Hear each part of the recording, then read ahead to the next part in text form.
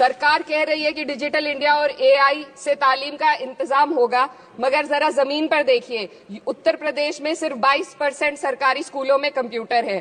मेरे संसदीय क्षेत्र कैराना में कई सरकारी स्कूल शिक्षक न होने की वजह से बंद हैं और मदरसा एजुकेशन के बजट में 57% की कटौती कर दी गई है। क्या यही सबका साथ सबका विकास है? इंदिरा चौधरी प्लीज। धन्यवाद सभापति महोदय। आज मैं यूनियन बजट 25-26 पर अपनी बात रखने के लिए खड़ी हूं। भारत के संविधान के आर्टिकल 38 भारत को एक वेलफेयर स्टेट के तौर पर पेश करता है और सरकार की जिम्मेदारी है कि बजट और उससे जुड़ी वेलफेयर स्कीम्स के जरिए इन आर्टिकल्स को हकीकत में लाया जाए। इसलिए यूनियन बजट सिर्फ एक आंकड़ों की किताब नहीं, बल्कि सरकार की प्राथमिकता और वेलफेयर स्टेट के संविधान से जुड़ी वफादारी का आईना है। सरकार की जिम्मेदारी है कि इकोनॉमिक पॉलिसीज, जिनमें बजट भी शामिल है, ऐसी बनाए जाए जो गैर बराबरी को कम कर सके और सबसे ज्यादा गरीब वर्ग को सहारा दे। बजट वो लाइफलाइन है जिससे शिक्षा, स्वास्थ्य, पेयजल, सोशल सिक्योरिटी, SC/ST माइनॉरिटी, गरीबों की भलाई के लिए स्कीमें चलाई जाती है। मगर ये बजट को देखकर महसूस होता है कि ये भविष्य के निर्माण से ज्यादा हेडलाइन बटोरने का एक दस्तावेज है।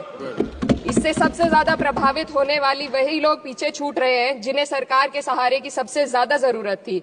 वो किसान जो बढ़ती लागत से परेशान हैं, वो नौजवान जो बेरोजगारी का सामना कर रहे हैं, और वो औरतें जो निजामती रुकावटों से जूझ रही हैं, और वो गरीब जो महंगाई के बोझ के तले दबे हुए हैं। This government is proudly marketing the income tax exemption of 12 lakhs, but the question is how many Indians even earn that much to benefit from it? Only 2.2% of Indian population pays direct taxes, whereas no relief has been given in regards to indirect taxes, the burden of which falls on everyone, especially the poor and weaker section of the society. This clearly shows that this is not an inclusive budget. GST की ऊंची दरों ने आम आदमी की कमर तोड़ दी है। जरूरत इस बात की है कि खाद्य सामग्री, दवा, स्कूल की किताबें और जरूरत की चीजों पर टैक्स कम किया जाए।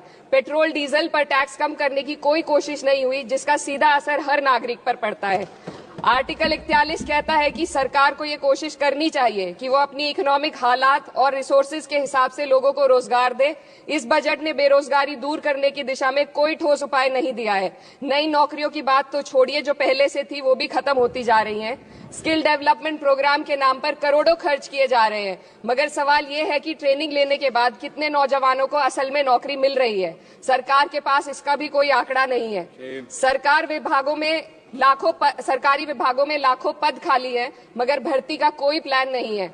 आर्टिकल 45, जिसके द्वारा सरकार की जिम्मेदारी है कि हर बच्चे को